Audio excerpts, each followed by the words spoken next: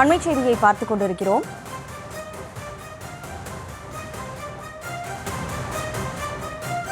முதியோர்களை பாதுகாப்பது அரசின் கடமை என நீதிபதிகள் SM சுப்பிரமணியமும் மரியா கிளாடும் தெரிவித்திருக்கிறார்கள். இது தொடர்பாக அந்த நீதிபதிகள் கவலையும் தெரிவித்திருக்கிறார்கள். வழக்கு தொடர்பான முழு விவரங்களை வழங்குவதற்காக செய்தியாளர் நாகேந்திரன் இணைப்பில் இருக்கிறார். நாகேந்திரன், வணக்கம். இது என்ன வழக்கு? வழக்கு தொடர்பான முழு விவரம் என்ன? வணக்கம் கனிமொழி. மதுரையைச் சேர்ந்த ரமேஷ் உயர்நீதிமன்ற மதுரை அமர்வில் தாக்கல் செய்த மனுவில் தமிழகத்தில் வயதானவர்களை பேருந்து நிலையங்கள், சாலை ஓரங்களில் போன்ற இடங்களில் அவரது பிள்ளைகளும் உறவினர்களும் தனியே விட்டு செல்லும் நிலை அதிகரித்து வருகிறது.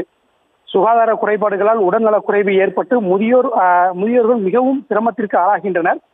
தேசிய முதியோர் மையங்களை அமைப்பது தொடர்பாக ஏற்கனவே வழிகாட்டுதல்கள் உள்ளன. ஆனால் இந்த மையங்கள் அனைத்து மாவட்டங்களிலும் முறையாக அமைக்கப்படவில்லை. ஆகவே தமிழகத்தின் அனைத்து மாவட்டங்களிலும் தேசிய முதியோர் மையங்களை அமைக்க உத்தரவிட வேண்டும் என கூறியிருந்தார். இந்த வழக்கு நீதிபதிகள் SM சுப்பிரமணியம் மற்றும் மரியா கிளாட் ஆகியோர் கொண்ட அமர்வு முன்பு விசாரணைக்கு வந்தது.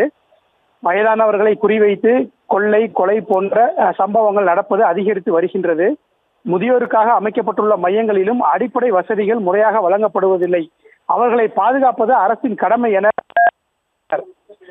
மத்திய அரசு தரப்பில் ஆஜரான வழக்கறிஞர், முதியோர் மையங்களை அமைப்பதற்கான அந்த நிதியைத்தான் மத்திய அரசு வழங்கும், இல்லம் அமைப்பது மாநில அரசின் பணியை என தெரிவித்தனர். அதற்கு நீதிபதிகள், நிதி சரியாக பயன்படுத்தப்படுகின்றதா என்பதை கண்காணிக்க வேண்டியது மத்திய அரசின் பணிதானே என கேள்வி எழுப்பினர்.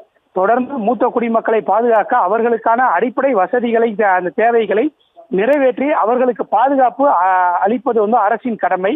எனவே இந்த வழக்கில் மத்திய சமூக நலத்துறையின் முதன்மை செயலாளர், தமிழக அரசின் சமூக நலத்துறையின் முதன்மை செயலாளர் ஆகியோர் நீதிமன்றம் தாமாக முன்வந்து வழக்கில் சேர்ப்பதாகவும், தேசிய முதியோர் மையங்கள் அமைக்க எடுக்கப்பட்ட நடவடிக்கைகள் குறித்து மத்திய மாநில அரசுகள் பதில் மனு தாக்கல் செய்ய உத்தரவிட்டு வழக்கை 2 வார நீதிபதிகள் உத்தரவிட்டுள்ளனர். கனிமொழி.